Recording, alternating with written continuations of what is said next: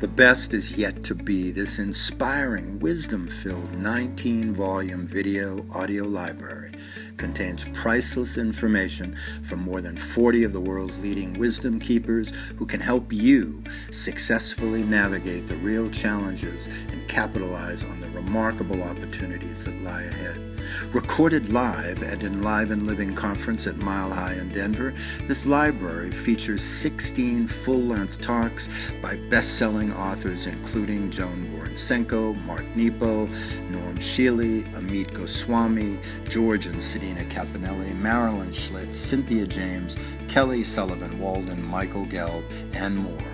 And if you pre-order during this special holiday period, you'll also receive 3 free bonus volumes. The 215 Age Nation Life Achievement Awards Special in Concert, the Do Not Go Quietly Wisdom Keeper Special, and Pearls of Wisdom from the Circle of Wisdom Library.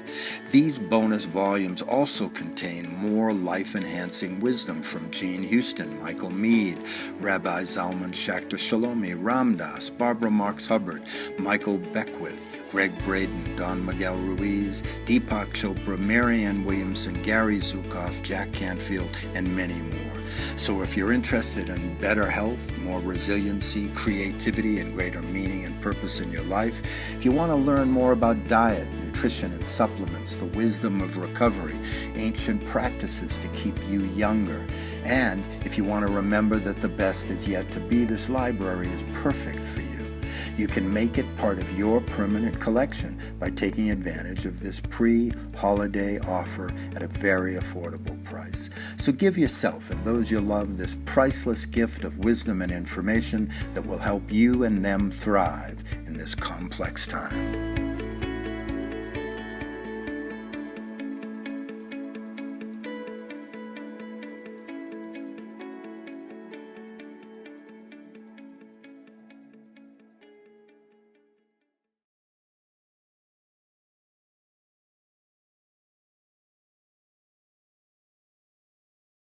And in this very room, there's quite enough joy for one like me.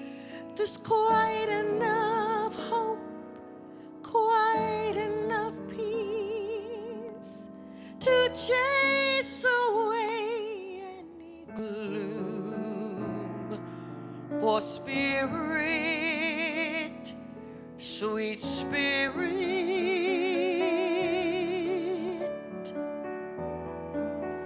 is in this very room.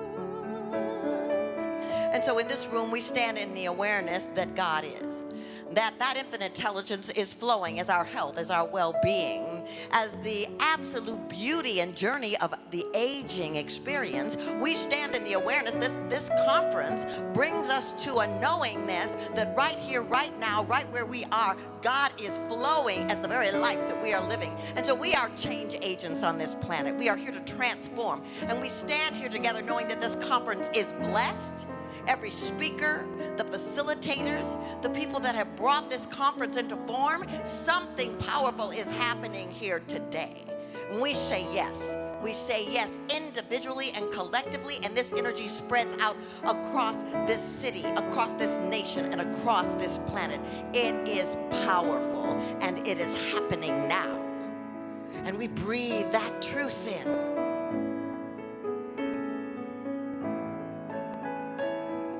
And in this very room, there's quite enough love for all the world. And in this very room, there's quite enough joy for all the world. There's quite enough hope, quite enough peace to chase away any gloom. For spirit, sweet spirit,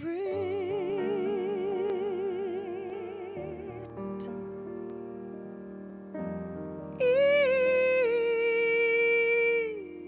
in this very room.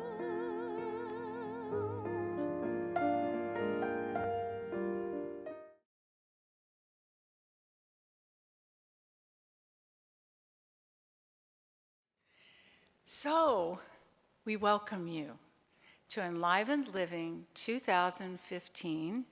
Thank you so much for being here. You know, whether we're 1 or 100, we're all aging, right? We really are. And this 2 days and 2 evenings, today and tomorrow, they're going to be for all of us a real support. They're going to be inspiration and celebration to each one of us to be the absolute best we can be at any age for the rest of our lives. So, what do you say? Isn't that a good thing? Yeah? Yeah. And it's really about all of us. It's about young people as well. You know, if you're 2 years old, we have our co-producer Nathan Crane just had a baby, Osha, and he's literally a week and a half old. That little baby is going to age consciously because his parents are conscious, you know? And this time together is for millennials, it's for Gen Xers, it's for boomers, it's for elders in training, for all of us. And it's just a very special time of life. So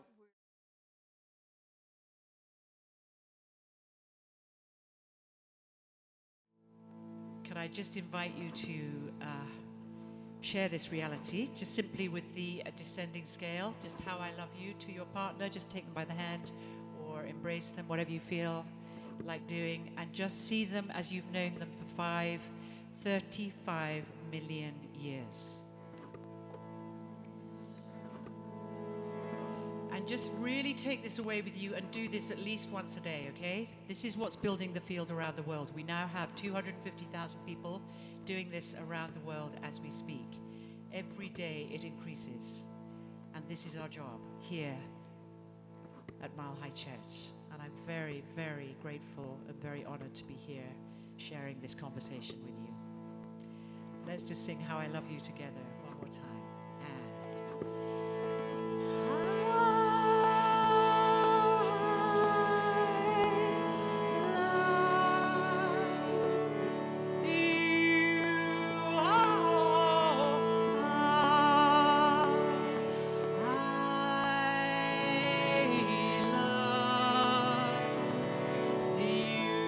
Shout. Hey! And again.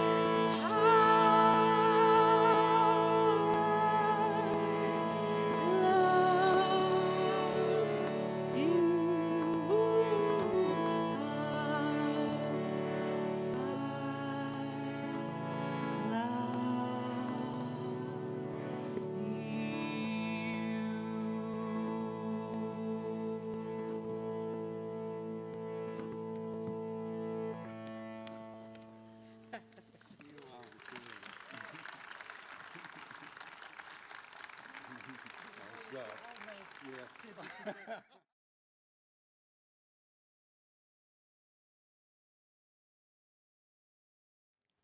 And Meister Eckhart is reputed to have said that if the only prayer one ever says is thank you, it's enough. And yeah, thank you. And in my experience in my life, I have forgotten to say thank you a lot and then had to play catch up later. But whenever I say thank you, and whenever I say it from a true and deep place in my heart, what I feel instantly is a connection to oneness and wholeness, a connection to the mystery, the great mystery, and the flow that unites us all. It reminds me to be humble and to be honest and to be truthful. Just that simple thank you. So I want to take a couple of moments and thank a number of people who have made this two-day event possible. You, of course, above all, because you will be the recipients and the givers. It's a two-way dialogue, I hope, that we're beginning. That it's not just about those of us who are on stages or in the front of the room talking, but it's an exchange and an interaction. people that write books, and especially a lot of best-selling authors, they're in demand everywhere all of the time. And we're really blessed to have a relationship with many of them, so that when we ask, they raise their hand and say, sure, we'd love to come and support. And some of the names on our list are people who you do recognize. You know, the Joan Bornsenkos and the Mark Nepos and the Amit Goswamis. And they're people with best-selling books and well-known for a long time. But I can assure you, every single speaker that is here, that will be here in the main sanctuary, in the vote, as well as in the community center, have enormous gifts to share. And so I encourage you while you're here to take the time and visit with them and learn from them. And I am really sure that by the time we come to tomorrow evening, you'll be very, very glad that you've taken that time.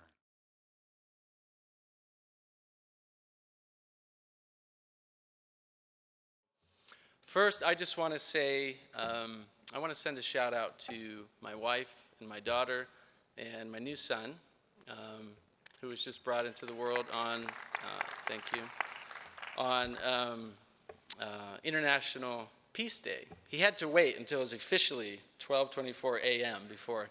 I don't think my wife enjoyed that too much because it made her labor a little long, but one of the toughest women that I know. They usually travel with me and help with our events and productions, so they couldn't be here. So I love you and thank you. And this is going to make me a little misty-eyed. I want to send a shout out to my mom and my dad.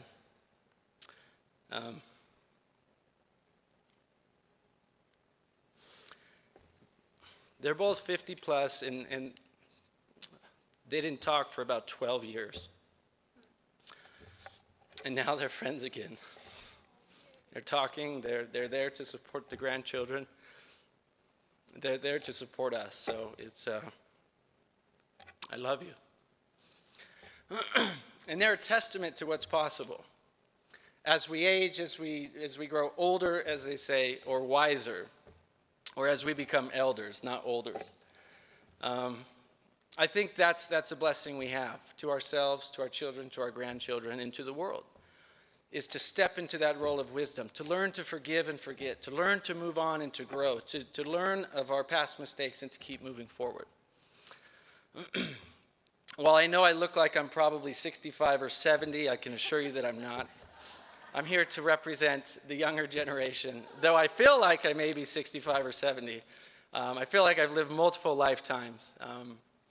I am also here to help bridge that gap between the younger generation, because we need that cross-dialogue, as they talk about. We need that cross-generational connection, because that bridge seems to be, that gap seems to be growing wider, and we need to bridge that. The younger generation needs your wisdom, needs the wisdom of our elders. And our elders, we need to be healthy, we need to be vital, we need to be wise, we need to keep all of these things in tune and on track so that we can share that wisdom with others.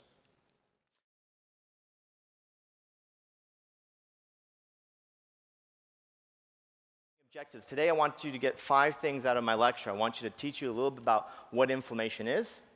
I want to teach you about how to eat a better anti-inflammatory diet, which is more plant-based. I also want to teach you how to distinguish and what you can ask your integrative physician, how to determine what foods might be triggering inflammation specifically in you. And I also want to tell you a little bit about natural therapies that we can take that are safe, and also some prescriptive and over-the-counter therapies that I would like you to avoid. And the bottom slide didn't show, but we'll talk about that anyways.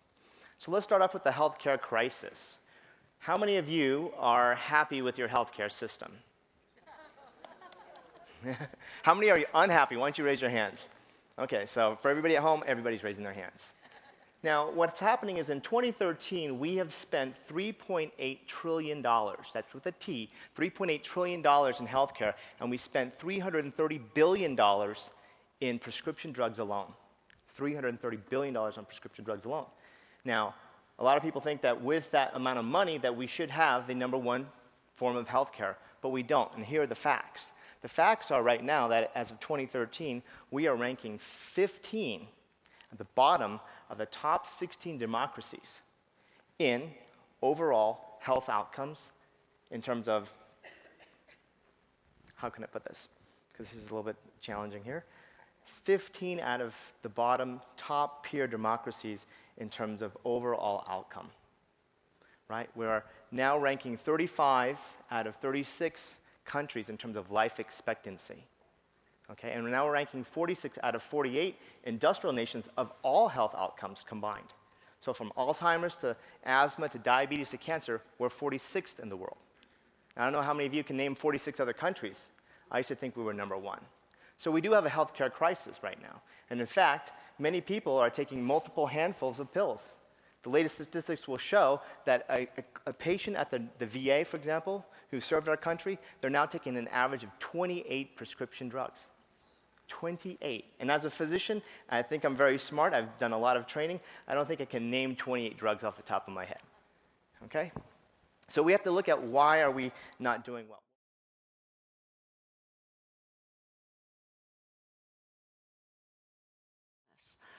And as I got older, of course, I thought about it in different ways that were appropriate to those ages. But it's what's informed my whole life and my interest in emotions, my interest in the mind in general, my interest in the body, and my spiritual interest. Because that experience taught me that we have a far deeper identity than what we usually see, of our conditioning, of what goes on in our mind, of what goes on in our family. And I've always brought that to whatever it is that I'm doing. And as Lee will pick up, the field of addiction and recovery, this is so central, to recognize that our identity is limitless, to recognize that we're part of something so mysterious, so magnificent, and so loving. So that's what Buddhists, for example, would call our true nature, what it was that I touched there at 10 out of desperation. And then I found through the rest of my life that people from all traditions, religious traditions, wisdom traditions, poets, all had a way to express this. Your identity is not equivalent to your biography. There is a place in you where you've never been wounded, where there's a seamlessness in you, where there's a confidence and tranquility in you. And I think the intention of prayer and spirituality and love is now again to visit that inner kind of sanctuary.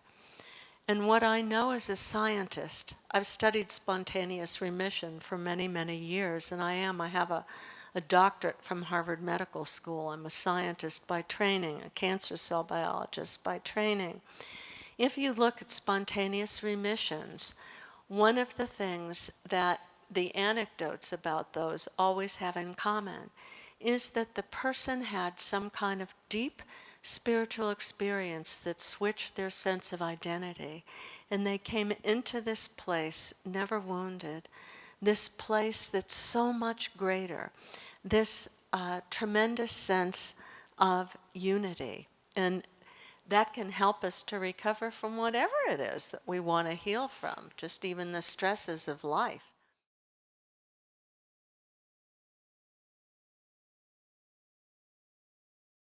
I'm a very forward-moving kind of person. And when I checked myself into a treatment center 19 years ago, I was fortunate. I love the term blessing curse. A friend of mine uses that word a lot. And I think life is really, if you're paying attention, it seems to be a series of blessing curses. You know, checking myself into a psychiatric hospital, people would say, oh, God, poor guy. But it was one of the coolest experiences I'd ever had up until that point, because it caused me to wake up and realize that I was 40 years old and I hadn't really genuinely and sincerely questioned myself in a long time. You know, as kids, we question things, right? As kids, y'all all question things. And we're all born into this world. And one of the interesting aspects of our humanness is that no matter where we land on the planet, at least anywhere in the modern, so-called modern world, anywhere that we land on the planet, there's a script waiting for us. There's a family, there's a legacy, there's a blood inheritance, there's an epigenetic imprint, there's our particular, up close and personal family, there's the religions that we're born into and the neighborhood that we're born into, all the expectations. There's a whole show that's already in place waiting for us to step into the roles that are waiting for us. Good, bad, or otherwise. It just is the way it is. So what I became aware of is that I had been born into a big old Southern family legacy. And I had come to live life more from one reaction to the next, in as much as I was living life from making choices, if y'all understand what I mean. One of the setups in life is that, son, you can do anything you want to do with your life. And here's the list of things you can choose from. Does that sound familiar?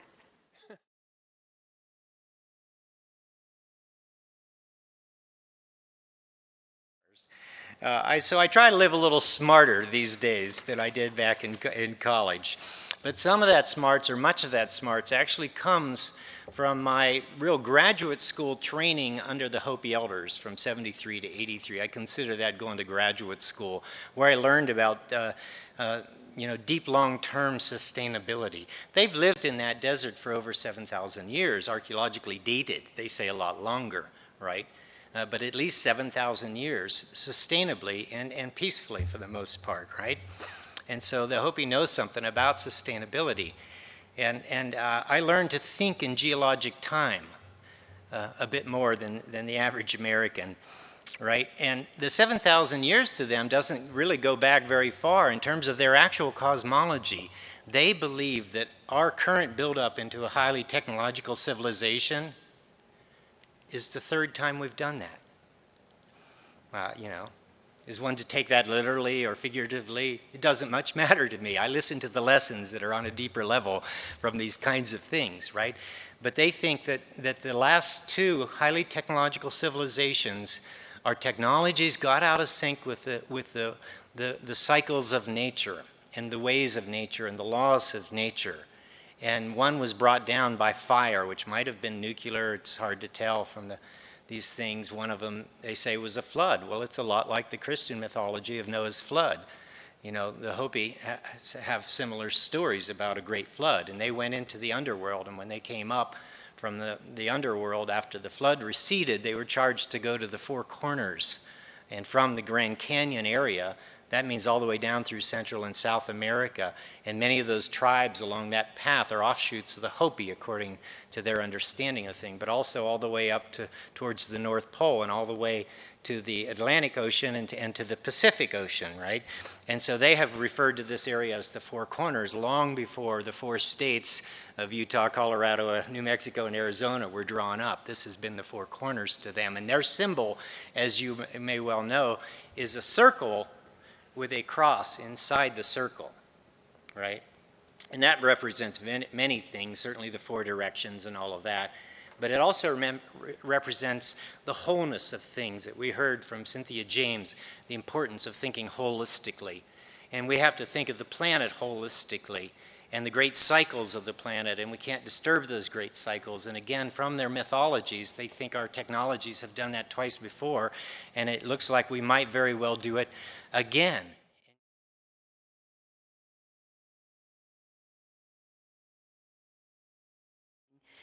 And tying this into dreams, a lot of people ask me, a lot of the cynics about dreams, because it's easy to be cynical about dreams, and I'm talking about the nighttime variety, because they are a little strange, they can be a little cryptic, they can be a little coded. Anybody know what I'm talking about? Anybody here ever have a strange dream? So the average person will discard their dreams because they don't immediately make sense. So they just go in the scrap heap. So when people ask me, well, what's the point? Why pay attention to dreams? What's my motivation? I live near Hollywood, so everyone wants to know, what's my motivation? I think the motivation, the why, we got to just get to the why. Why dreams? Why pay attention to them? It's because they help us to wake up to our wholeness. If you take any dream that anybody's had, whether it be a flying dream or a chasing dream or a reoccurring dream about something really horrible or winning the lottery, you can look at all of those dreams through the lens of they're all pointing you toward your wholeness. They're either helping you to let go of something that's in the way, or it's revealing a possibility of who you would be or how you would feel if you woke up, if you got it. So it's either helping you to let go, or it's helping you to get a glimpse of, like a preview of coming attractions, to use another movie term, of who you would be if you knew you were whole. So this is why one of my, if I was going to have a bumper sticker, it would be, there's no such thing as a bad dream. Can you all say that with me? Because I like the way it sounds. There's no such thing as a bad dream. No such thing as a bad dream. That's great. Anybody here want to challenge me on that? Anyone here ever have a gruesome one? We'll talk. Okay, but we'll talk about this in a little bit.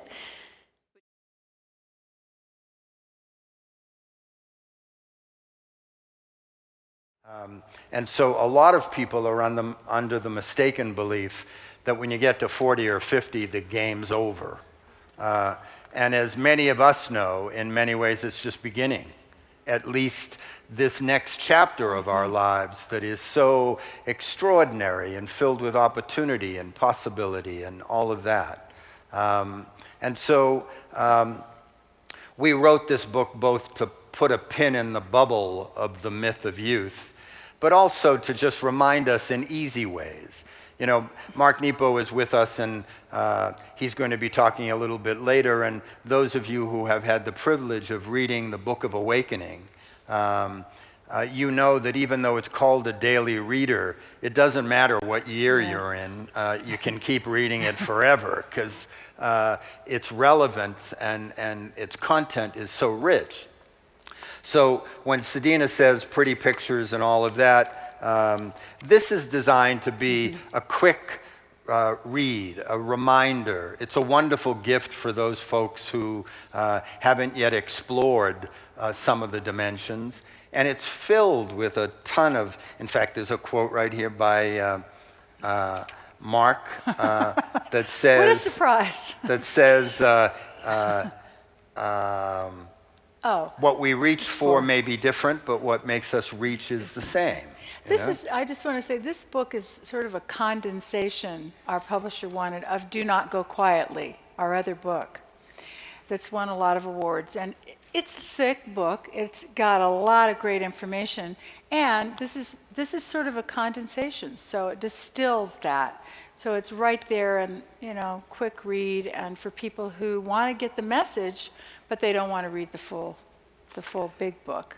So at the end of every chapter, there's a page that has life rules, life achievement, and life tools. This one, for an example, the life rule is a quote by George Burns that says, young, old, just words, and they are becoming just words. And those words can either be magical or they can be limiting depending upon the beliefs that go along with them.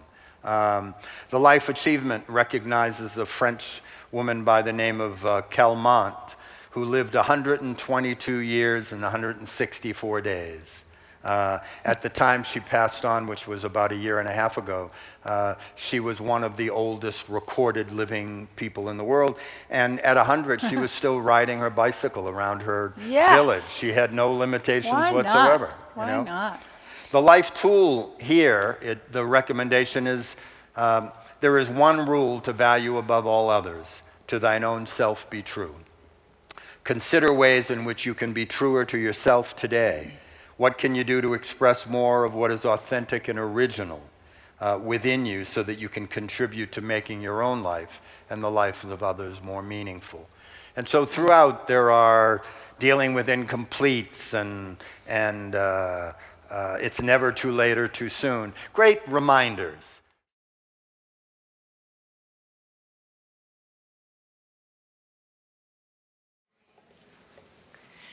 It's It's wonderful to be here in this beautiful sanctuary with all of you. We're going to explore prayer and ways to connect to the spiritual dimension. Let's begin with a Hindu greeting, Namaste.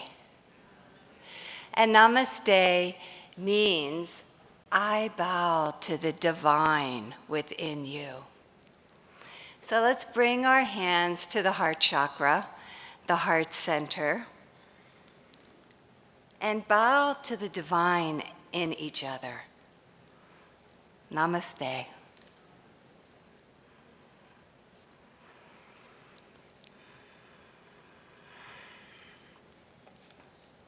This deep exploration of prayer started for me with a vision.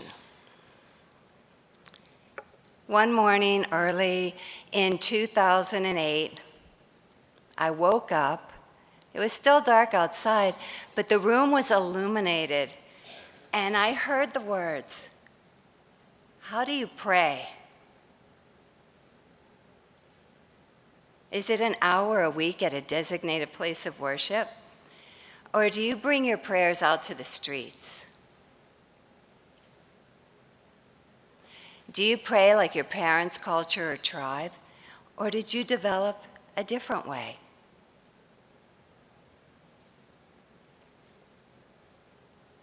Do you pray to God? Or do you have another special name? Or no name at all?" Well, as these words continued, I saw people praying in all faiths, in all traditions, in forms. They were kneeling and sitting and singing and bowing and whirling and dancing. I saw their feet gently touch the earth. And I smelled incense and herbs burning, and tasted that sweet nectar of devotion. It was like a kaleidoscope of prayers and praises. And I realized that there was a thread that ran all through these different forms. And that thread was oneness. The essence of all of these different expressions were one and the same. The essence was one. We are one people with one spirit, called by so many beautiful names. It took me a couple days to even tell my husband about this vision. It was huge. And as I went to my office to work with people, I saw that everything was a prayer. That this beautiful relationship, I do body work and energy work, and I realized touching someone's body was touching their soul. Like, how sacred, like right now, we have this time together. It isn't so much about knowing or defining or explaining what prayer is, but feeling that prayer that moves through our body and comes out in love and compassion and tender, loving care for each other.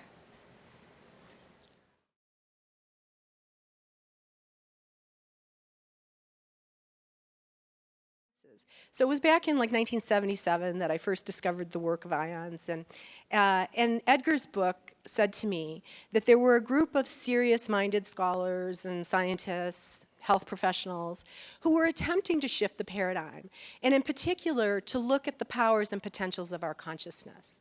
And how is it that we can begin to recognize that our perceptions of the world out there are interpreted by our perceptions in here? And so how is it that we can build the inner capacities in order to be resilient in the face of these outer complexities? So this is where my work led, and ultimately, I was recruited at the Institute of Noetic Sciences about 25 years ago. Didn't apply for the job, and here was Edgar Mitchell's book that had been so foundational for me. And so his story really kind of paves the way for our conversation today. Edgar had the opportunity to be on the Apollo 14 space capsule, went to the moon, had a successful moonwalk. And then because his part of the mission was complete, he had the opportunity to have the window seat on the way home. And he described that as his moment of epiphany. He was looking out at this universe and watching as they did what they called the barbecue rotation when they re-entered the Earth's atmosphere. And so he was able to watch the Earth, the moon, and the sun rising and setting and rising and setting. And he saw this beautiful planet Earth suspended in the vastness of the universe. And he had two experiences. The first was that it was perfect. It was whole. It didn't have conflict inherent in it. He didn't see state boundaries or nationalistic boundaries or race boundaries or religious boundaries. All he saw was a pristine whole planet. And this led him to feel a kind of existential pain. It said to him that it's not inherent in planet Earth that we have this suffering. It's inherent in the occupants of Spaceship Earth. And that as we begin to understand that it's our consciousness, it's our worldview that limits us and creates these divisions, perhaps we could begin to heal a lot of the crisis. And so his ambition in that moment was a kind of Apollo program for the 21st century that focused not on outer space, but on inner space, and really beginning to understand what are these powers and potentials that we hold to begin to shift that paradigm.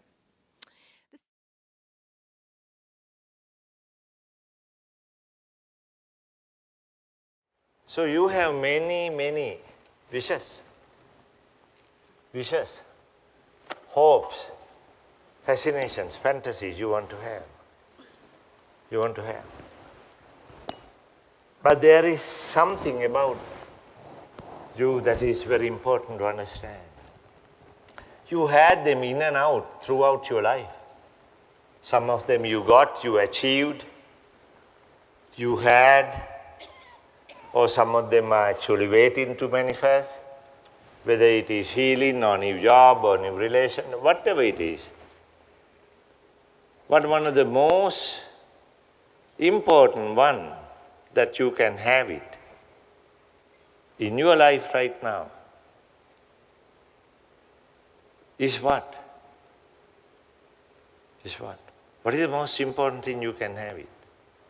Could you please, people in the back, if you can come forward, then I want to do a certain kind of a sense and signaling a little more forward. I would appreciate it.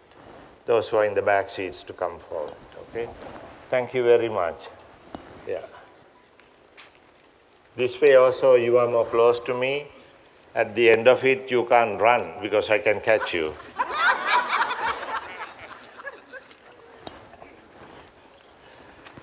So understand this. There are so many things you would like to have.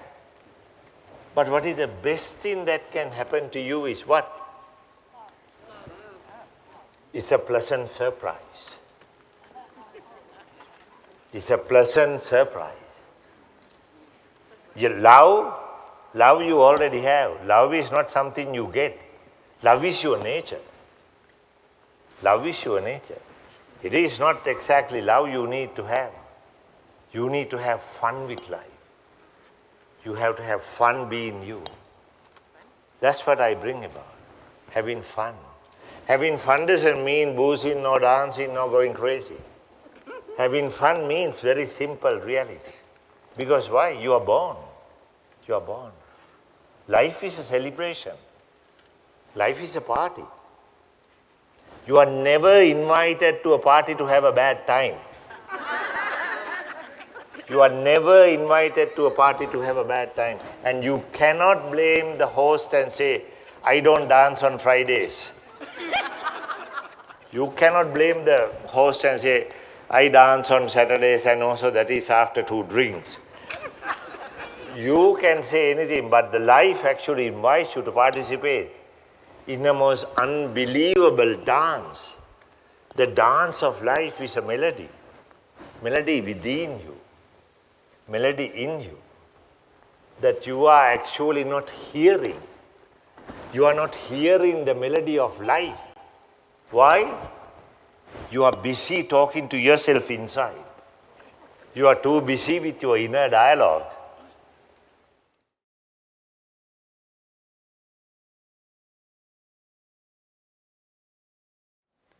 And so basically we're just here to compare notes. We're just comparing notes on what it is to be alive.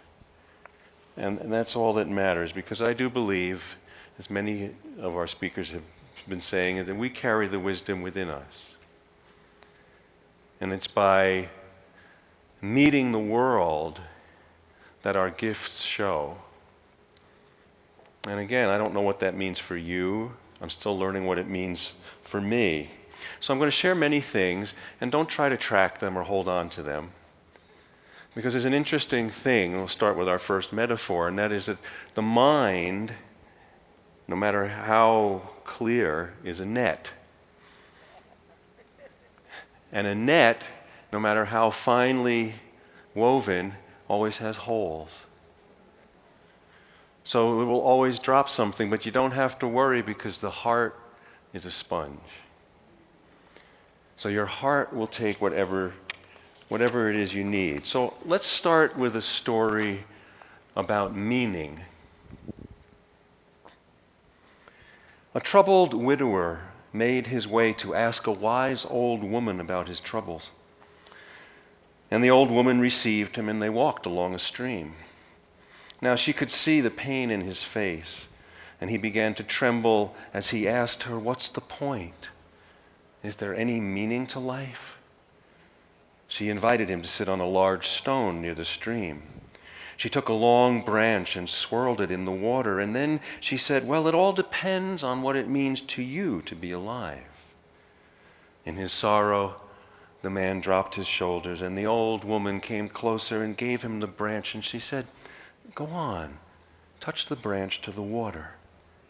Well, as he poked the branch in the running stream, there was something comforting about feeling the water in his hand through the branch.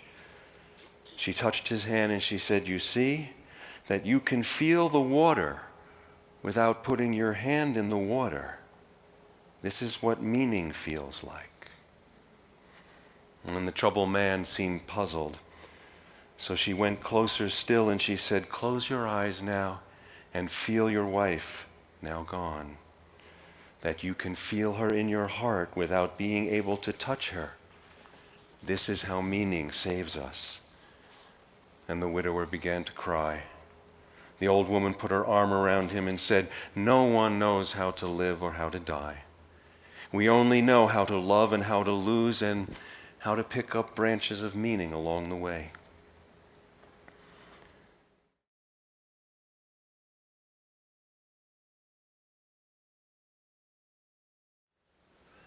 Moses was given the task of bringing a very lost group of people out of Egypt. And what God told him is, at the burning bush, "This is why I want you." Moses said, "Why me? Well, there's got to be other people."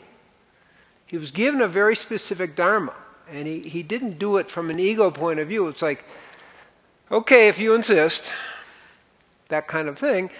And what I'm talking about is every one of us has unique, special gift to give to the world. That's our personal dharma.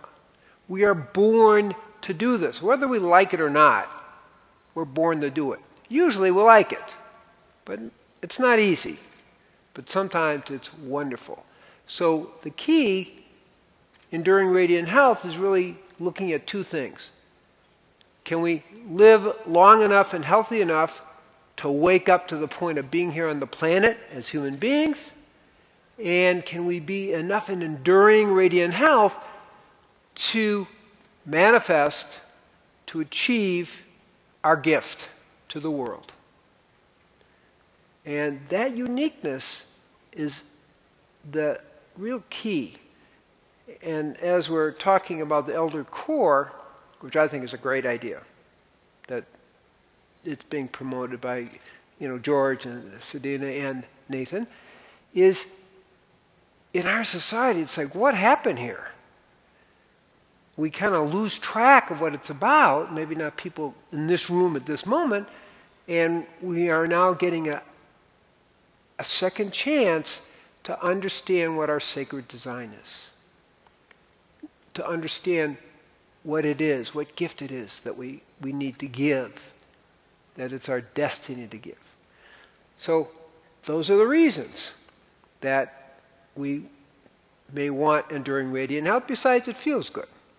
It's nice to feel like turned on to life.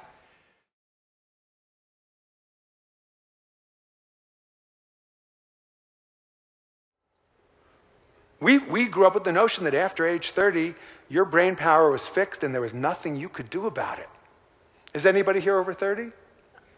Just checking. Right? And at the same time, we also grew up with the idea that at age 7, your lifetime brain power was set and you couldn't improve it. So at age 7, it's fixed. Age 30, it starts to decline, and there's nothing you can do. Well, hallelujah. We're in the church, right? Hallelujah, brothers and sisters. We have overturned that old paradigm. We now know that your brain is designed to improve with use. It's designed to actually improve with use. And it's not fixed at age 7.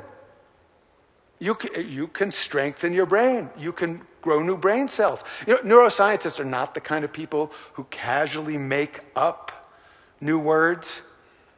Do you know what I mean? They don't just say, let's make a new word just for fun. No, they only make up a new word when there's a new phenomenon that they've observed. And the phenomenon was that brains can develop and grow as we get older, hence neuroplasticity, right? Plasticity means flexible, changeable. Neuro, brain cell, you've got 100 zillion of them.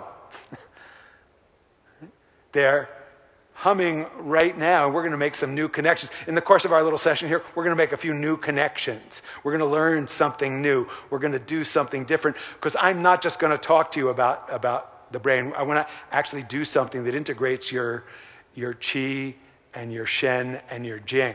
Wouldn't it be cool? You heard about that in the previous. Wouldn't it be good to actually learn a practice to integrate those energies? So we're going to actually do that. I'm leading up to that. But just a bit more about neuroplasticity. So to understand neuroplasticity, we need a name for the paradigm it replaced. So I made it up. I call it neurostasis. Right? We grew up with a neurostatic paradigm, the belief that your brain power was fixed and there was nothing you could do about it. Right? Neuroscientists came up with another really lovely word, and the word is neuroneogenesis. It means you can grow new brain cells. We used to think that was impossible. But when Professor Arnie May and his colleagues watched the brains of people learning to juggle for 15 minutes a day, they saw the brain growing and improving. They said, oh my God, look at that. That's one of the benchmark milestone experiments in establishing the new paradigm. So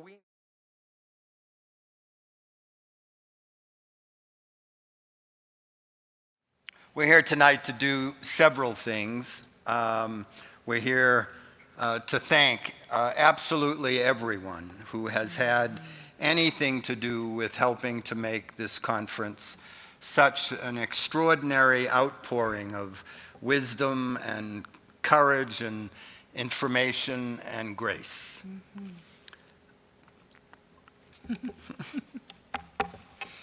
It's really been a wonderful exchange, where we've amplified each other's hearts. We really do thank every single one of you. I can't remember being in a group with so many people who I just felt like such a kinship with. Thank you for all your comments and your open hearts, your receptivity. We're very grateful. Thanks.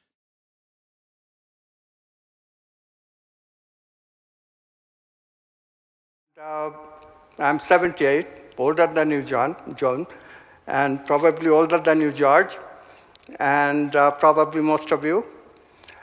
And the secret of long life is indeed love. Beatles sang in the 50s, 60s, all we need is love. Unfortunately, we misunderstood it.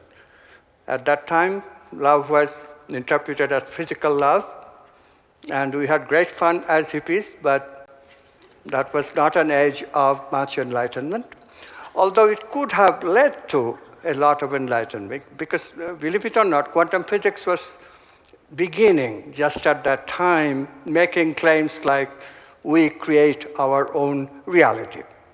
So if we create our own reality, why can't we create a loving world? We wanted to, but we put too much attention in manifesting Rolls-Royce in those days. Remember, some of you will remember. And if you remember also that when we couldn't manifest Rolls-Royces by our prayers of love, we tried to manifest parking spaces for our Rolls-Royces. And even that didn't work very well. So in the 80s, we gave up. There was a huge backlash to this kind of talking. And of course, this is what brings us to the age of hate, which is today.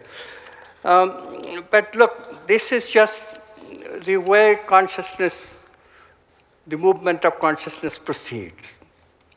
It's a phase. It will pass.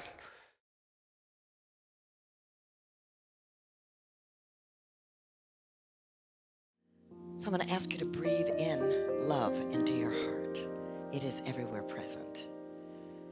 And exhale light into this room. And breathe in the love. And exhale the light.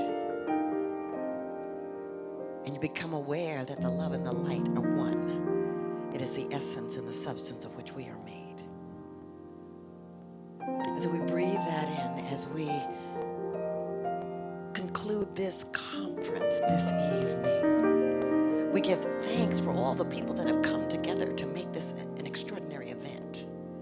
We give thanks that the presence of the living Spirit is everywhere. It is the light, it is the dark, it is the truth. It is the power and the presence and the harmony and the grace. And so we breathe that in knowing that we are blessed, that we have always been blessed and will always be blessed. Blessed always. Blessed always. For the arms of God surround us. Let our joy be so triumphant that we rest in God and say amen. Blessed always, blessed always, for the arms of God surround us. Let our joy be so triumphant that we rest in God and say amen. The best is yet to be. This inspiring, wisdom-filled 19-volume video audio library contains priceless information from more than 40 of the world's leading wisdom keepers who can help you successfully navigate the real challenges and capitalize on the remarkable opportunities that lie ahead. Recorded live at Enlive and Living Conference at Mile High in Denver, this library features 16 full-length talks by best-selling authors including Joan Borensenko, Mark Nepo, Norm Shealy, Amit Goswami, George and Sedina Caponelli, Marilyn Schlitz, Cynthia James, Kelly Sullivan Walden, Michael Gelb, and more. And if you pre-order during this special holiday period, you'll also receive 3 free bonus volumes. The 215 Age Nation Life Achievement Awards Special in Concert, the Do Not Go Quietly Wisdom Keeper Special, and Pearls of Wisdom from the Circle of Wisdom Library.